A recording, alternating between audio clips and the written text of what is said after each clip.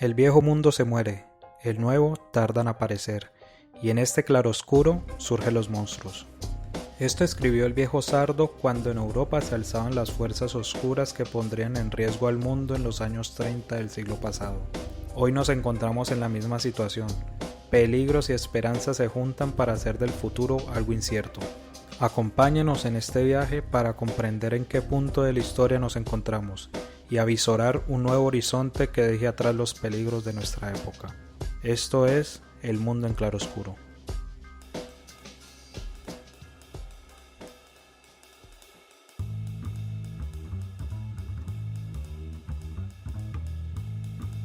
Hoy en Construyendo Proyecto iniciamos un nuevo camino.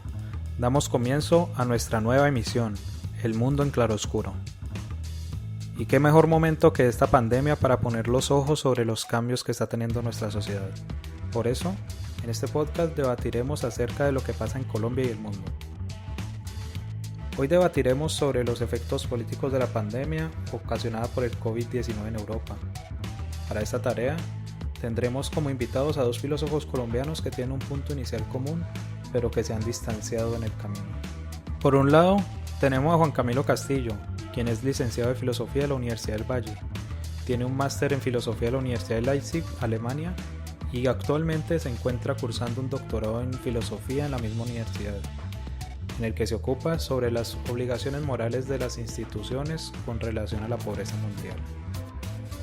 En el otro lado tenemos a Juan David Betancourt, quien es filósofo graduado igualmente en la Universidad del Valle.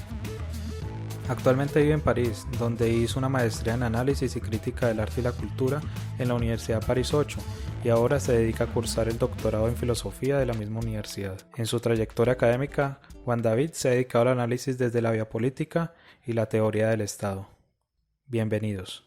Hola Juan Camilo, un gusto tenerte en el primer episodio de este podcast. Hola Sergio, un saludo a ti, un saludo a Juan David y muchas gracias por poder participar en esta primera emisión. Por otro lado, hola Juan David, gracias por participar. Nos encontramos en un momento muy difícil en este temprano siglo XXI. Hola Sergio, muchas gracias a ti por la invitación y a Juan Camilo por la participación. Quiero empezar por saber cómo se vive este momento de pandemia en Europa, específicamente en Francia y Alemania, que es donde ustedes viven. Juan David, ¿cómo se vive esto en París? Bueno, pues en principio las regiones más afectadas en Francia son la región parisina, evidentemente, y Estrasburgo, que es frontera con Alemania. Digamos que ya llevamos para la quinta semana de confinamiento y se espera que se prolongue más. Algunas voces dicen que se prolongará hasta junio. Eh, y bueno, pues hay relación directa también con muchas políticas de antaño a nivel de salud, ¿no? ¿Y en Alemania? ¿Es muy distinto el panorama, Juan? Pues en Alemania es un poco diferente, creería yo, porque no existe esa idea de pánico tan generalizada como en otros países.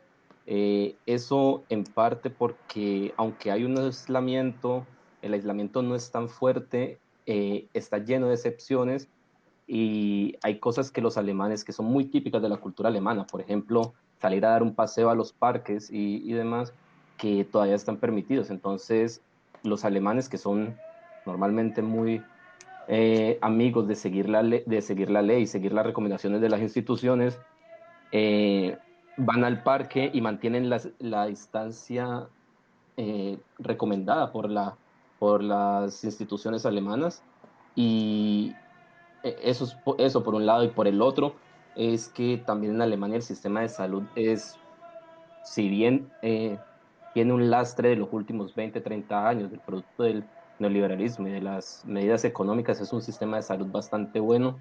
Entonces las personas todavía no tienen ese pánico generalizado del hecho de que si van al médico van a tener problemas de salud o van a tener una muy mala atención, porque generalmente ese no es el caso.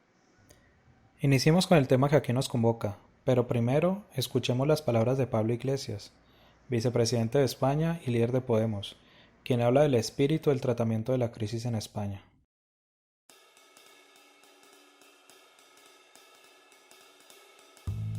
creo que hay un gran consenso en España y es la necesidad de un pacto por lo público.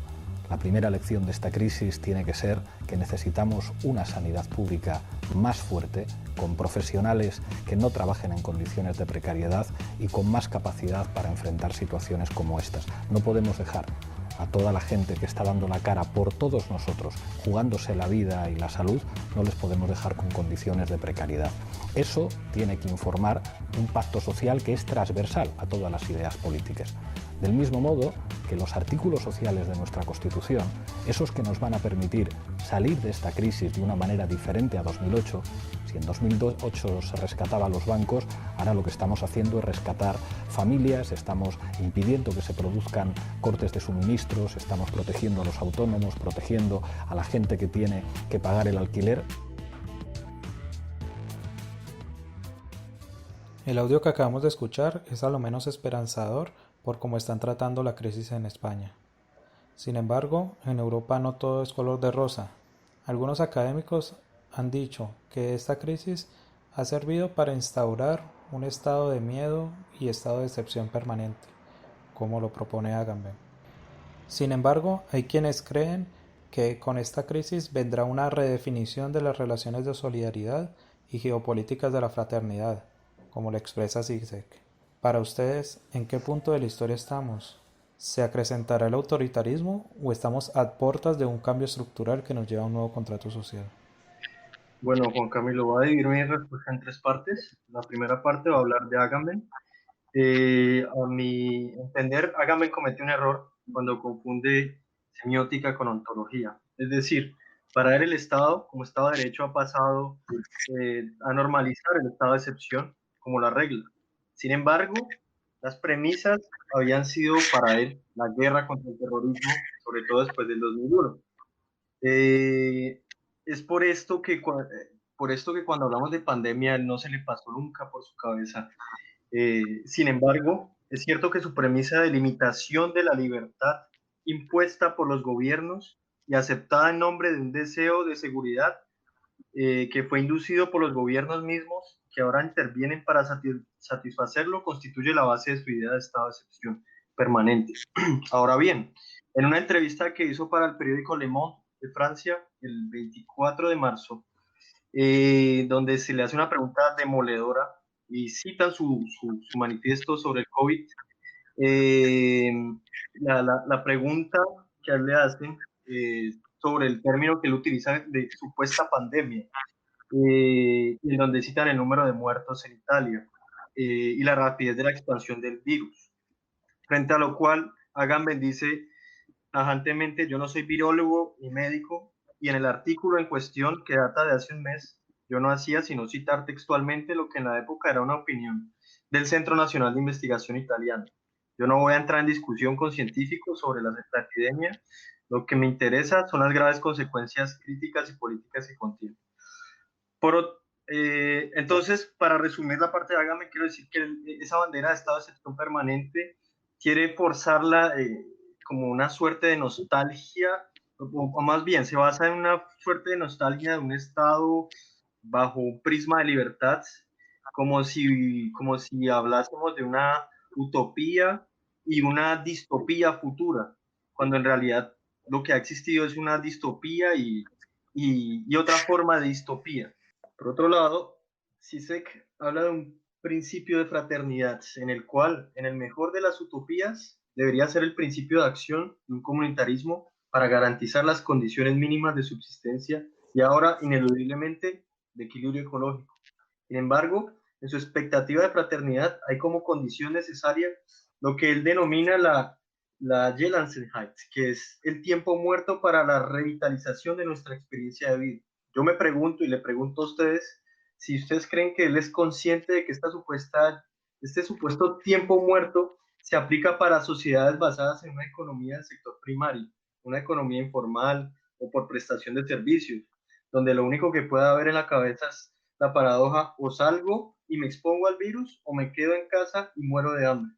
Su modelo de ejemplo era China, cosa que hace entendible su forma de describir.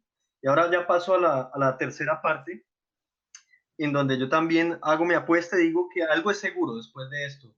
Es que el dogma de la regulación económica por el libre mercado será puesto en entredicho. Frente a la inminente precarización laboral que ya venía en marcha, pero que se agudizará con la liquidación progresiva de empresas, el matrimonio que existía con Hayek y con el libre mercado empezará a entrar en crisis y seguramente comenzaremos de nuevo a ver de reojo a Keynes y la idea intervencionista estatal de mercados. Y termino con la idea de los franceses actualmente, es de las tres utopías posibles. Por un lado, hablan de la utopía ecológica, por otro lado, hablan de la utopía de seguridad y por último, la utopía tecnoliberal. Los franceses se inclinan más a pensar en la utopía ecológica como una forma de consumo y de producción local que tienda al equilibrio y la sostenibilidad. ¿Y Juan qué piensa? ¿En qué punto estamos? ¿Estamos más próximos a llegar a estados autoritarios o hacia un cambio social transnacional como lo propone Zizek? Pues esa es una pregunta bastante complicada y me temo que para las preguntas complicadas normalmente no hay una respuesta tan fácil o tan sencilla. Voy aquí a intentar a dar tres visos de lo que yo creo que es la situación. La primera es que, la primera es que creo que no hay solamente esos dos espacios, sino que hay un tercer espacio y un cuarto espacio. El tercer espacio estaría más ligado a lo que el filósofo surcoreano que trabaja en la Universidad de Berlín eh, nombra y dice que el neoliberalismo seguirá funcionando básicamente como si nada hubiese pasado porque el sistema es mucho más fuerte que una pandemia en la que mueren 100.000, 200.000 o 300.000 personas. En ese caso, ese filósofo surcoreano, creo que él tiene razón en un punto y es algo que Zizek no ve y no puede ver porque básicamente porque lo piensa demasiado optimista y es que el capitalismo y el neoliberalismo como esa forma extrema del capitalismo y de la capitalización de todas las esferas de la vida humana tiene un, digámoslo así, está anclado en la cultura, en la cultura también, y eso lo hace un poco más inmune a las pandemias. Los muertos que van a ser muertos de diferentes clases sociales, estoy seguro que va a ser más que todo personas pobres. Los ricos en este momento y los poderes detrás de los poderes democráticos están pensando básicamente en cómo hacer para que después de la pandemia, después de esta tormenta, por decirlo así, la situación continúe igual o incluso más favorable para ellos.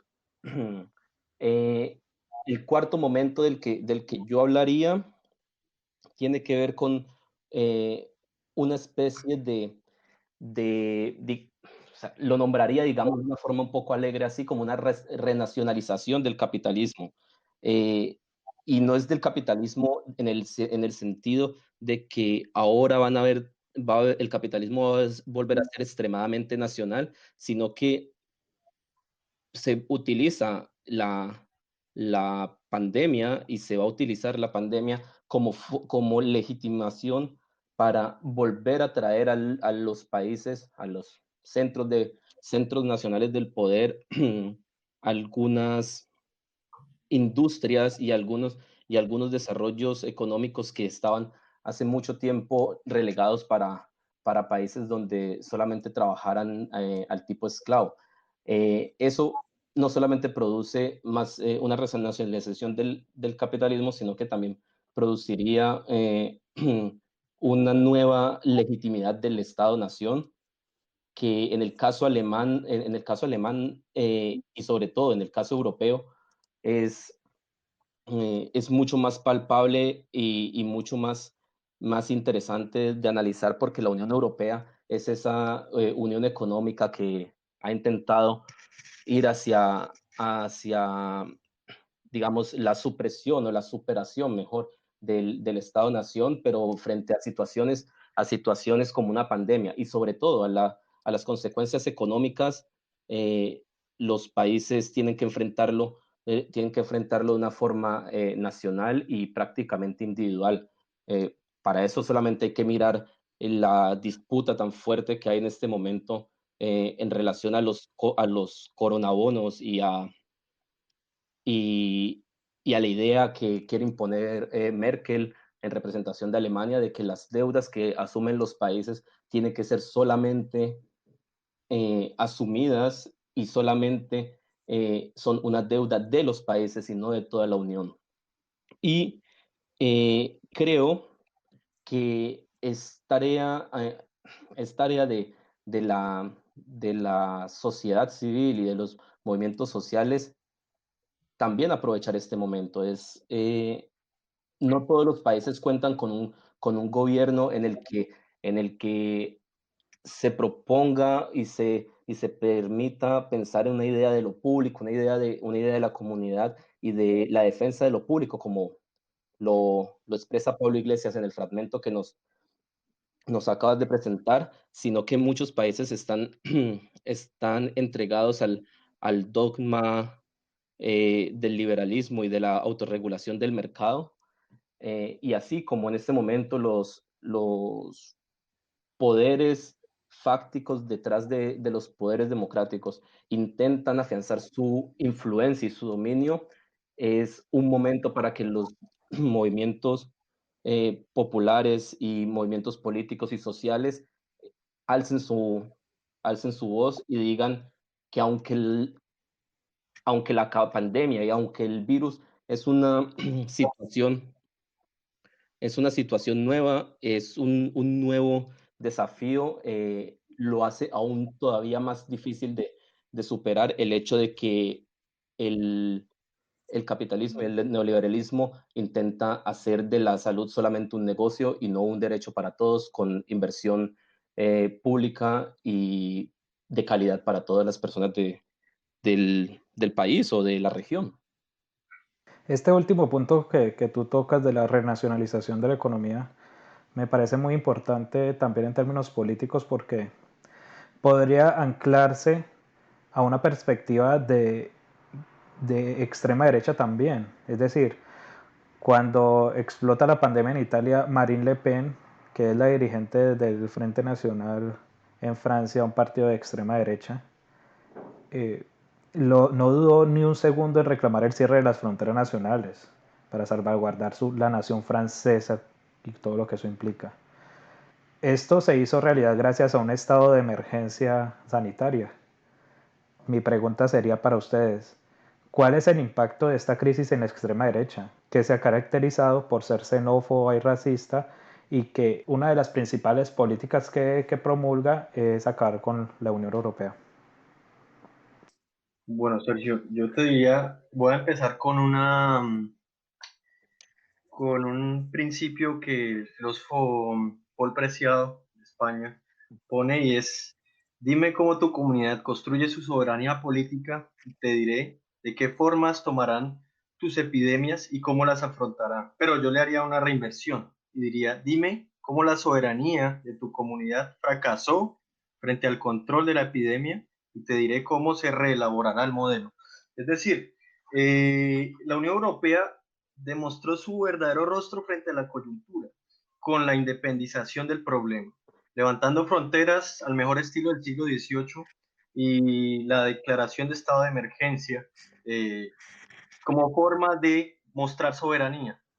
El confinamiento, por ejemplo, era algo que ya se había visto en antiguas pandemias, pero vuelve a ser la forma de ilustrar la soberanía y que de hecho esto está muy bien demostrado por Byung-Chul Han, el filósofo al que citó ahora Juan Camilo.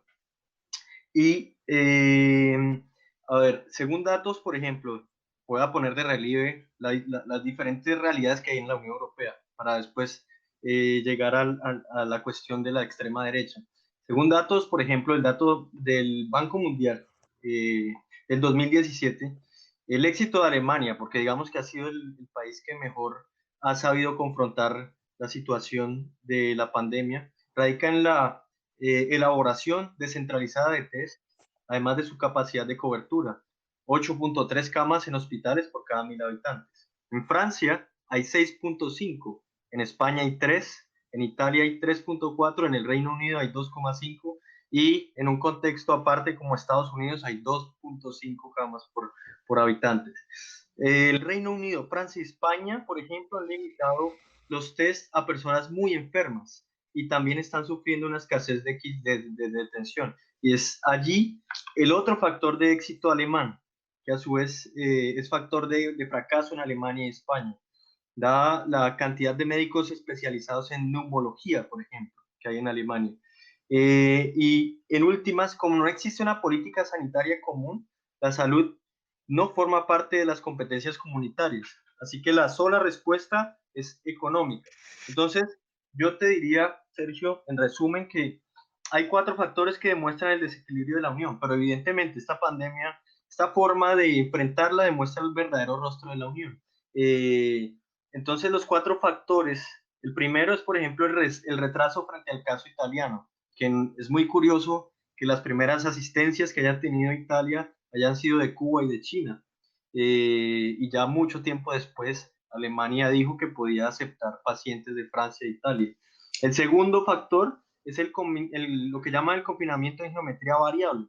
Que es, Italia, por ejemplo, está confinada desde el 9 de marzo, luego Francia entró en confinamiento, luego España, y en los países más hacia el norte, como en Suecia y en Holanda, por ejemplo, llevan a cabo lo que llaman el confinamiento inteligente, pero ninguno se pone de acuerdo, ¿sí?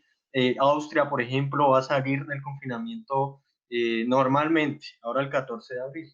Un tercer factor de desequilibrio de la Unión es, por ejemplo, la guerra por los tapabocas, que hay una guerra interna en donde el mejor ejemplo es lo que pasó el 4 de marzo.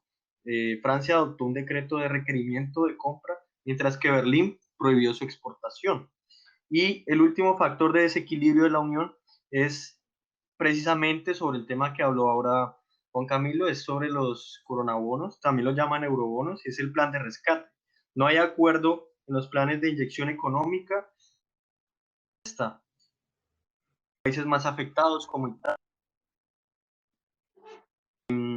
porque así como, bueno, Italia está proponiendo una mutualización de las deudas, pero en este caso países como Alemania y Holanda no están de acuerdo, mientras que Francia, Grecia, Malta, Luxemburgo están completamente de acuerdo. Así que esta disparidad finalmente obedece a qué? A esa geometría variable también de lo que llamaría Foucault la relación de fuerzas, ¿sí? Y bueno, evidentemente que la Unión Europea, la relación de fuerzas está más decantada del lado alemán y holandés. Sí, muy claro esto que estás proponiendo. Y teniendo en cuenta estas diferencias entre países de la Unión Europea y diferencias muy marcadas entre el sur europeo y el norte, es decir, entre Italia, Portugal, Grecia, España y con Alemania, Holanda y demás.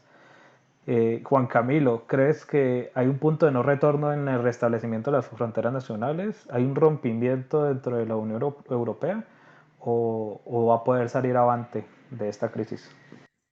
Bueno, esa pregunta es más que difícil y eso tiene que ver básicamente con el carácter de la Unión Europea. Yo concuerdo totalmente con Juan David en el hecho de que esta crisis ha demostrado un fracaso de la Unión Europea, pero no es un fracaso que digamos, acaeció en este momento, no, es una cuestión que la Unión Europea está viviendo hace mucho tiempo, en el 2008, con la crisis financiera y el salvamento a los bancos y después la crisis del euro en el 2009, 10 y 11, puso en entredicho el carácter de unión de la Unión Europea.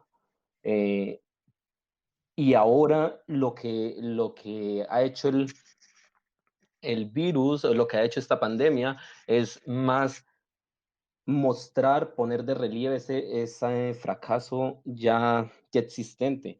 A mí me parece que, que la Unión Europea y las derechas, no solamente de Europa, sino del mundo, eh, dependen de, no dependen, digamos, de que van a dejar de existir, sino que en parte su éxito en el corto plazo está dado por las medidas económicas y sociales que tomen los gobiernos actuales en los diferentes países de la Unión Europea.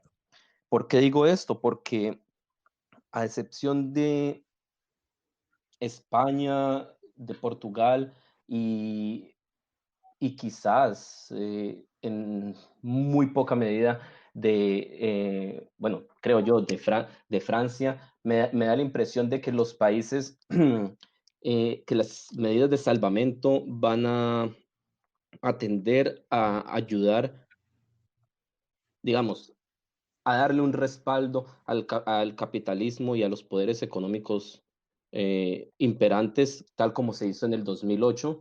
Y en ese sentido, las personas del común van a tener un futuro próximo nada agradable con pauperización de sus condiciones laborales, con pauperización de su sistema educativo. Curiosamente, creo también que en el futuro, si se ahonda en las medidas neoliberales en el sur europeo y en el norte europeo, que también existen, va a haber también de los sistemas de salud y en ese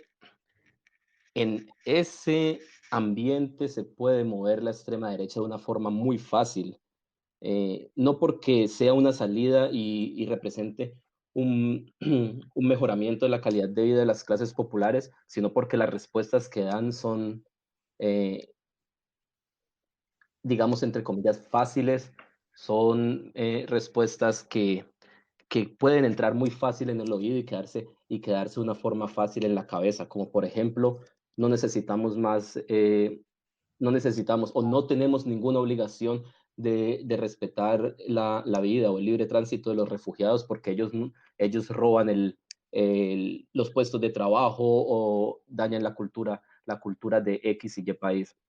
Entonces creo que para que la Unión Europea pueda seguir siendo una unión y cada día se reafirme como una unión, tiene que empezar a ser también una unión de pueblos con medidas sociales y no solamente una unión económica en la que Alemania tiene básicamente un control total que le ayuda a gobernar indirectamente en los países del sur de Europa.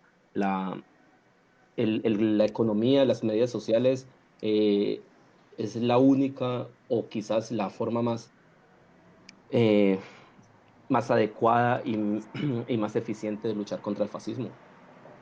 Es claro que el capitalismo y la extrema derecha pueden reinventarse a partir de esta crisis y tomar fuerza. Pero quisiera llevar este debate a otro punto. Ahora Juan Camilo habló de la forma en que los pobres sufrían en mayor medida lo que está pasando.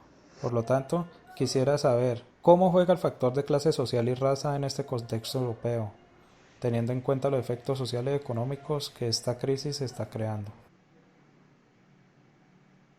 Bueno, Sergio, curiosamente, cuando hacemos una especie de genealogía de las pandemias, nos damos cuenta que normalmente se confunde enfermedad con raza, que así como la sífilis para el siglo XV era para los ingleses, la enfermedad francesa para los franceses se trataba de, entre comillas, el mal napolitano, para los italianos era un virus traído de América. Es decir, siempre se confunde enfermedad con raza y en su momento se habló de la gripe española y en estos momentos en Estados Unidos se habla de la enfermedad asiática. Así que la visión neoliberal de la salud entraña esta racialización, llamémoslo así, de la enfermedad, pero también detrás de eso hay, evidentemente, hay una economía de la enfermedad. Entonces, el peligro que es funciona como el dispositivo de seguridad, diría Foucault, es el enfermo. El agente patógeno hoy en día es el portador del COVID-19. Ahora bien, volviendo al tema de clase social y raza, para, para, para movilizarnos un poco más en los términos de David Harvey, yo les diría que, bueno, el lujo del teletrabajo hace parte de un sector, evidentemente, de producción, que es el sector terciario, ¿sí? Sector de servicios, sobre todo, que está más desarrollado en los países europeos y en Estados Unidos. Sin embargo, el sector primario, por ejemplo, el de la producción agrícola y en cierta medida el sector secundario, forma parte más de la producción económica de Latinoamérica y de África, por ejemplo. Entonces, Harvey, por ejemplo, nos habla de la sobreexposición que tienen los médicos en condiciones precarias de bioseguridad. Sin embargo, hay algo más grave aún. Hay una paradoja que es mucho peor para los países de la economía informal, como por ejemplo Colombia, siempre lo pongo un poco en contraste, es que más del 50% de la fuerza laboral es informal o tienen contratos por prestación de servicio, lo cual concluyen que si las personas no pueden salir a trabajar al final del día, su producción será nula y no tendrían lo requerido para comprar alimentos, pagar la renta y en el caso de la clase media, digamos, sus créditos bancarios, porque finalmente es una economía de la deuda, ¿no? Así que la paradoja es la que reiteré hace un momento, o sales de tu casa y te expones al virus, o te quedas en tu casa y te mueres de hambre. Entonces estamos hablando de una economía de la subsistencia al día. Ahora, con respecto a Europa, y bueno, este es el paralelo un poco con Estados Unidos. En Estados Unidos, curiosamente, la población afro ha sido la más afectada por el coronavirus, dado que existe una relación subyacente con enfermedades vinculadas a la pobreza y a falta de recursos para asistencia médica. Eh, Recordemos que Estados Unidos tiene el sistema de salud más costoso del mundo. En Chicago, por ejemplo, un informe reciente de la Agencia para la Salubridad norteamericana muestra que el 70% de los afectados en Chicago nomás del COVID son de raza negra. Entonces, finalmente esto se relaciona a lo que David Harvey llamaría el racismo estructural, ¿sí? Eh, vemos que hay una construcción de una, llamémoslo así, del debilitamiento inmunológico, así lo llamaría un poco en el libro de la Sociedad de la Fatiga, el filósofo coreano, en donde dice que la sobreexposición finalmente a la producción genera un infradesarrollo del sistema inmunológico, pero sobre todo, si nos damos cuenta, la forma de alimentación, por ejemplo, dentro de ciertas clases socioeconómicas, digamos que le genera una tendencia a la diabetes, por ejemplo, ¿sí? O a, o a problemas de tipo respiratorio, problemas pulmonares, por la sobreexposición a áreas industriales o a minas, por ejemplo, ¿sí? Y además de eso, son trabajos que son considerados como esenciales, entonces son los que tienen que exponerse en estos momentos, por ejemplo, conductores de autobús, la gente que toma los transportes públicos para ir a trabajar, la gente que trabaja en residencias de ancianos, los empleados de supermercados, etcétera. Entonces, además de esto, pues que en Estados Unidos, y ya digamos que vuelvo al caso de Europa, en Estados Unidos se estaba pagando hasta hace poco $3.000 por los tests. Por fortuna acá en Europa, bueno, yo me imagino y sobre todo, bueno, Francia, Alemania, los tests de coronavirus están comprendidos en la seguridad social. Caso que no es el de Estados Unidos, por ejemplo. Así que bueno, finalmente para concluir, la politización de la vida, diría yo, trae de la vida como biopolítica pasa a ser hoy en día una especie de necropolítica de la exclusión inclusiva. Cuando hablo de exclusión inclusiva es precisamente a todas estos sectores de género y raza que son incluidos como fuerza laboral, pero son excluidos dentro de la salvaguarda, llamémoslo así, de la seguridad social. Sí, Juan Camilo, ¿qué piensa al respecto? Por una parte, creo que Juan David tiene toda la razón. Estados Unidos es exactamente la prueba del fracaso social que representa el capitalismo. Estados Unidos es eh, quizás el país con mayor multimillonarios del mundo, eh, pero es al mismo tiempo el país que mayor cantidad de muertos tiene y mayor cantidad de infectados tiene por el COVID-19. Y eso va de la mano con el hecho de que en Estados Unidos realmente no existe un sistema de salud público, sino que es un sistema de salud pago, que es muy costoso y que obviamente solamente se lo pueden costear quienes tienen los recursos económicos para hacerlo. Eh, la investigación que nombró Juan David es bastante interesante porque eh, muestra no solamente cómo la mayoría de las personas que están infectadas o que han fallecido por este virus son personas afroamericanas, sino que también muestra cómo esas personas afroamericanas son las que están normalmente en el último escalafón de la, del ingreso económico. Eh, Eso, por un lado, era lo que quería decir, y por el otro lado, creo que en el caso europeo hay dos puntos extremos y algunos puntos, digamos, comunes entre los dos puntos extremos. En los dos extremos son España y creo yo que Alemania. Son países que han decretado aislamientos.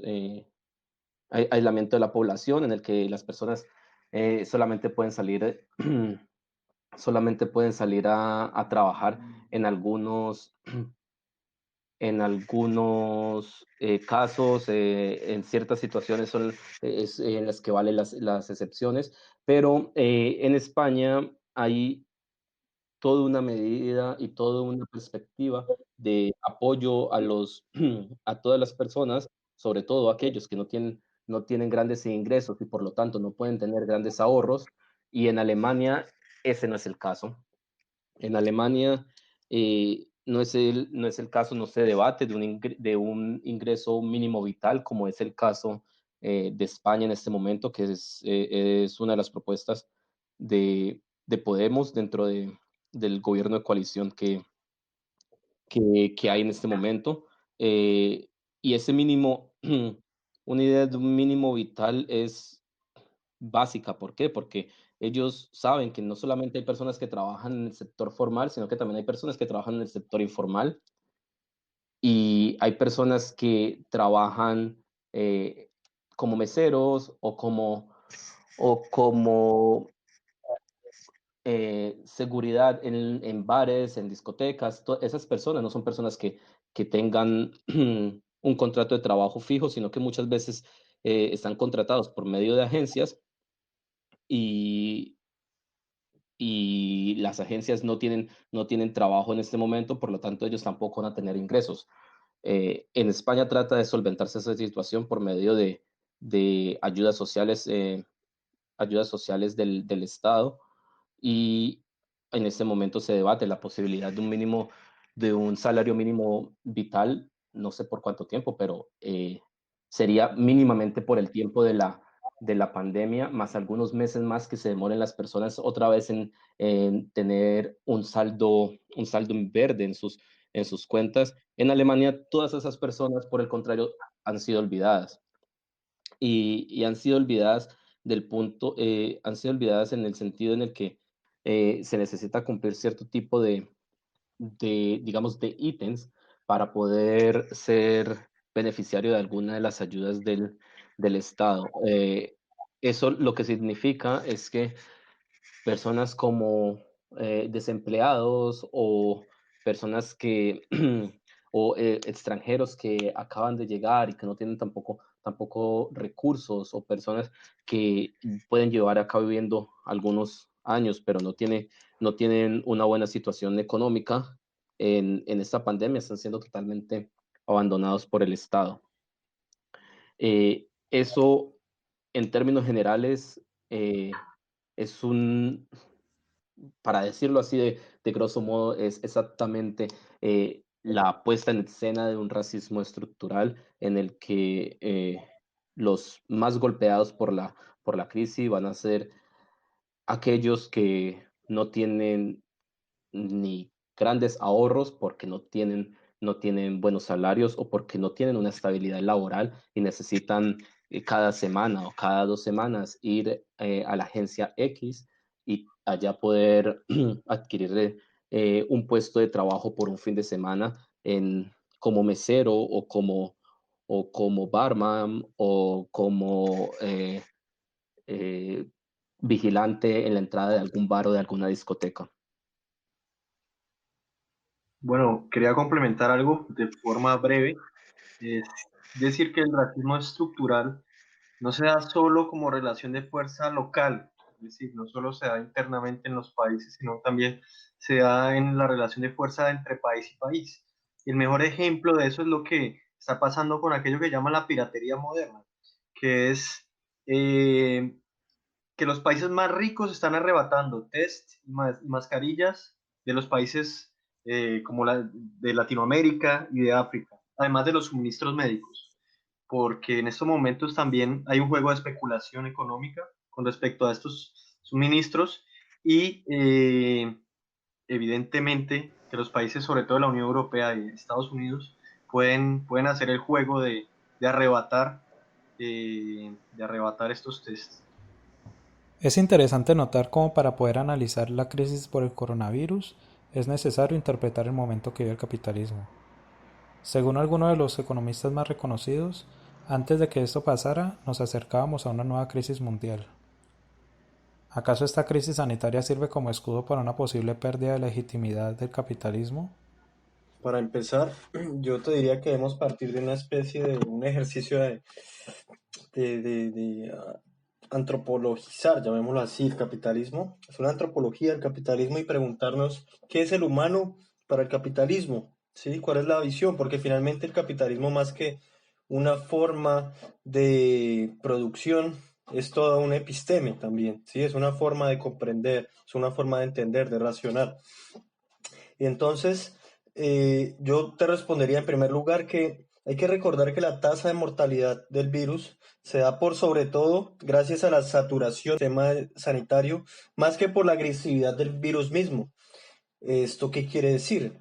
Que hasta algún punto, sobre todo en el siglo XX, la legitimidad, digamos, del sistema se fundamentó, se ligó a la idea de que ya la habrá expuesto David Harvey, que después, fundamentado en Andre Gortz, de lo que llamaría el consumismo compensatorio, que es la idea en la que se supone que los trabajadores alienados deben recuperar sus espíritus a través de un paquete de vacaciones en una playa tropical.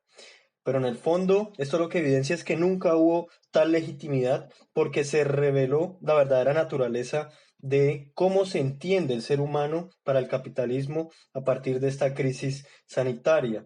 Eh, es decir, finalmente, toda la construcción, digámoslo así, esta forma, esta episteme neoliberal, de esta forma de comprender al ser humano desde los enclaves capitalistas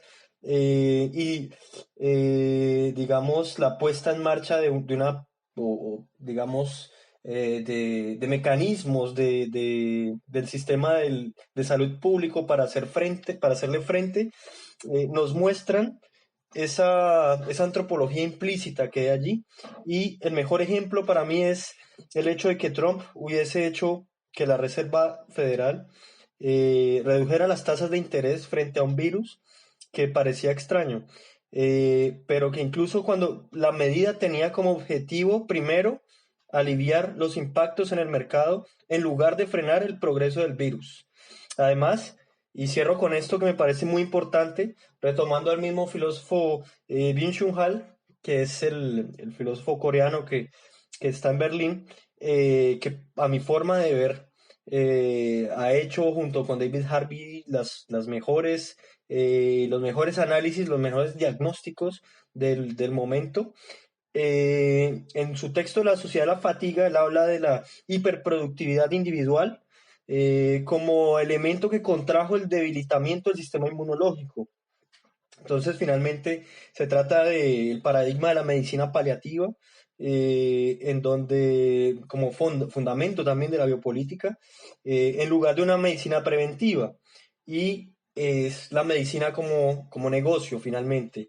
El mejor ejemplo es la farmacéutica, la industria farmacéutica de Big Pharma, que maneja sobre todo los oligopolios, llamémoslos así, de la industria, ya que muestra un interés expreso en la investigación, pero no la investigación no remunerativa. Y es por eso que no hay preparación para una crisis de salud pública. Entonces, en conclusión, lo que vemos es que si nos preguntamos sobre la legitimidad del capitalismo, preguntémonos cuál es la antropología que hay detrás del capitalismo. Y si nos preguntamos por eso, pues el mejor vector de análisis sería cómo se constituye el sistema de salud y cómo se da respuesta a una crisis sanitaria de este tipo. Y frente a esto, pues es evidente que no hay legitimidad. El único escueto de legitimidad fue lo que llamaríamos el consumismo compensatorio que en este momento está en declive, obviamente. En el siguiente fragmento de En la frontera, Juan Carlos Monedero nos habla de un horizonte de cambio social a partir de lo sucedido con la crisis sanitaria del coronavirus. Escuchemos.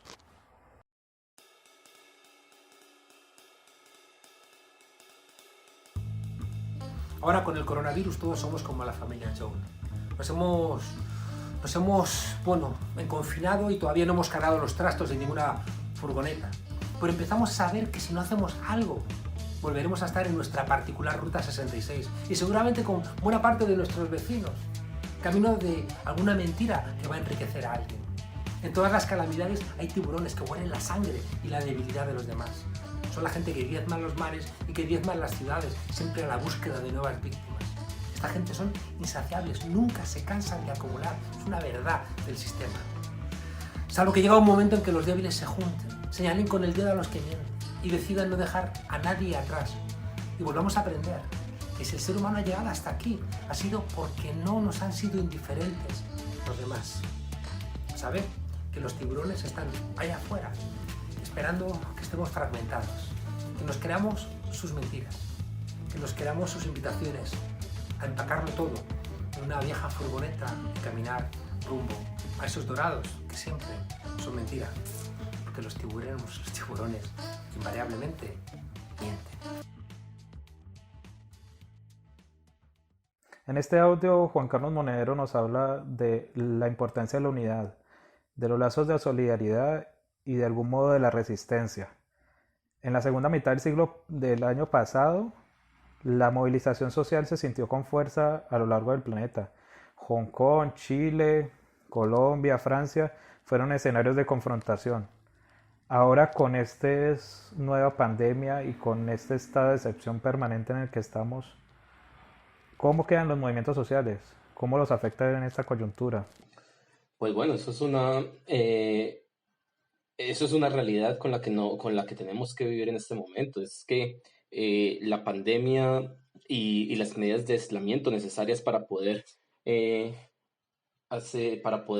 disminuir la curva, para poder aplanear la curva, han sido también un salvavidas para diferentes gobiernos que estaban viviendo crisis de legitimidad bastante fuertes. Francia es un ejemplo, pero también Chile, donde en marzo tenía que tener lugar referendo en pro de una nueva asamblea constituyente. Y Colombia no es no es una excepción en este caso. Colombia ha sido un país en el que en los últimos 30, 40, 50 años los movimientos sociales han sido bastante activos en todos los sentidos y con justas razones también. La pandemia llega en un momento en el que el gobierno Duque sufre de legitimidad, en el que el gobierno Duque está viendo el futuro un poco complicado por los escándalos de corrupción, por los escándalos de búsqueda de compra de votos y demás. Y la pandemia es ese punto, es esa cortina, no es esa cortina de humo en el sentido de que no existe, sino que es esa cortina de humo en el sentido de que, aparte de que es una realidad, es algo que pone entre paréntesis todas las otras problemáticas que vive el pueblo colombiano.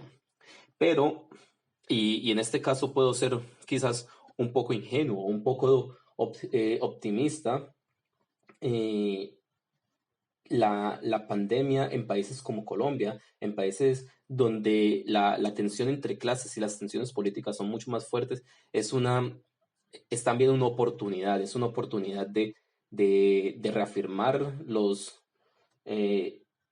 las reivindicaciones sociales, es una oportunidad de reafirmar las reivindicaciones populares, es una oportunidad para reafirmar lo que hemos perdido en tantos años de capitalismo salvaje y de neoliberalismo, especialmente en Colombia. ¿Y por qué lo es? Porque la pandemia ha mostrado cosas que todos queríamos ver, pero que al mismo tiempo nadie quería ver, o mejor dicho, muchos querían olvidar. Y eso es la pobreza extrema que viven diferentes pueblos, los problemas de salud, del sistema de salud, del sistema de educación, de la capacidad adquisitiva que tienen particularmente los colombianos, pero que no es una situación solamente exclusiva de Colombia, es algo inherente al capitalismo, es inherente al capitalismo la subyugación y la opresión del hombre por el hombre, y eso lo vemos mucho más marcado a través de la pandemia, porque el que tiene dinero puede costearse no solo uno, ni dos, ni tres exámenes del test para el virus, sino que se puede costear 20, 30, 40. Aparte de eso, tiene el acceso a los mejores médicos. Es de lo que hemos estado hablando todo el tiempo, ¿no? La pandemia es una situación fuerte, una situación, todo un desafío para la sociedad. Es una enfermedad, un virus nuevo frente al que no hay tratamiento ni hay vacuna, pero más que eso es un problema por una cuestión económica, y la cuestión económica es que el capitalismo ha socavado toda posibilidad de un sistema de salud preventivo y de una salud de calidad para todas las capas sociales de la sociedad. Si bien, y para responder la pregunta finalmente, si bien en ese momento pareciese que los gobiernos utilizan esto para esta situación particular para ganar nuevamente legitimidad, es tarea de todos que no sea así, que se vea cada día que las medidas y que las consecuencias del virus son mucho más catastróficas debido a las medidas económicas que se han puesto cada día en circulación en países como el nuestro. Es claro que en estos momentos se contraponen dos visiones de sociedad totalmente distintas, la autoritaria y la democrática. Sin embargo, entre estos dos puntos totalmente opuestos encontramos una serie de grises que nos puede conllevar a un nuevo estadio de las cosas. En ese sentido, podemos observar cómo se encuentra la posibilidad tangible de que aumenten los grados de autoritarismo, salvaguardando algunos derechos que consideramos imprescindibles, como por ejemplo el de la salud o los derechos medioambientales, como es el caso de Francia. Quisiera pedirles una última reflexión sobre este tema. Bueno, Sergio, en principio quiero complementar algo corto, de más corta, a lo que anteriormente expuso Juan Camilo, y es, digo, si partimos del hecho que las movilizaciones se desarrollan desde lo emocional, inevitablemente se encuentran en un congelamiento absoluto, incluso hay un desgaste emocional y anímico frente a esta contingencia. Lo que moviliza los movimientos sociales son las utopías sociopolíticas que se ubican detrás de cada manifestación. Y la manifestación funciona como forma de sintomatología de esa radiografía social. Sin embargo, la hiperprecarización, entendida como aceleración de la precarización de las condiciones de trabajo, por ejemplo, de salud y de subsistencia, afectan todo el espectro anímico colectivo al enfocar cada realidad en una especie de superación local de la crisis familiar, llamémoslo así, individual, dado que no hay tiempo para perder y en condiciones de recesión económica mucho peor. Entonces, quiero concluir con el hecho de que ahí, frente a lo que es a la crisis sanitaria y bueno, económica que se viene, que digamos de forma inversa a lo que pasó en 2008, que fue la crisis financiera, la que indujo a la crisis sanitaria, esta vez fue la crisis sanitaria la que indujo a la crisis financiera. Hay tres enfoques que serán inexorables y que debemos repensar las formas de performatividad política. Y el primer enfoque va a ser la priorización de la salud. El segundo enfoque va a ser la idea de bienestar, que fue una idea que se fundamentó, digamos, lo que llamamos el estado de providencia, el estado de bienestar de la post-Segunda Guerra Mundial. Y el tercer enfoque será nuestra relación con el planeta. Entonces, hay dos cosas a tener en cuenta, estos tres enfoques y finalmente las formas de performatividad política que ahora en adelante se van a desarrollar bajo nuevos códigos de relacionamiento social. Y es allí donde se va a apuntalar el ejercicio. La situación no es fácil. Yo quisiera aquí traer a colación una frase de Salvador Allende en la que él dice palabras más, palabras menos, que los procesos sociales no se detienen, los procesos sociales mantienen su vigencia y la historia es de los pueblos. Esa es mi conclusión, o lo que podría ser mi conclusión de esta charla, es que en el futuro próximo y en el futuro a mediano y largo plazo, los pueblos, las clases populares están llamadas a defender la vida, y defender la vida es ineludiblemente estar en contraposición del capitalismo y del neoliberalismo, porque ese sistema económico y cultural y también democrático es la negación misma de la vida y de la vida digna. Sí, como lo dije, la historia es de los pueblos y los pueblos tienen que seguirla haciendo. Esa sería mi conclusión y un llamado a la reflexión y a la reflexión crítica. Así finalizamos nuestra primera emisión. Muchas gracias a Juan David y a Juan Camilo. Esto es El Mundo en Claroscuro y los esperamos en una próxima oportunidad.